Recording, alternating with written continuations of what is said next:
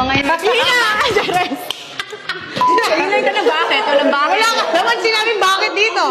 Wala. Sabi ko na eh. Sabi ko na, Char.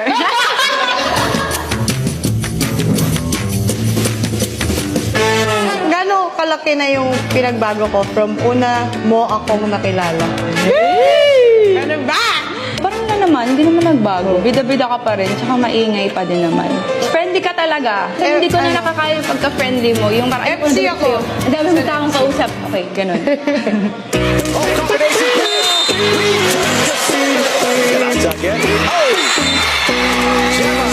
Masungit talaga. De, pero mabait ka naman. Sobrang nag-mature ka, lalo na nung hindi naglaro si Ate Lai. For me, ikaw yung naging next month up na yung Ate Lai. So, yun. Huwag kang ganyan, kinikilig. Eto, what challenges you the most in being part of the Creamline Coast Masters?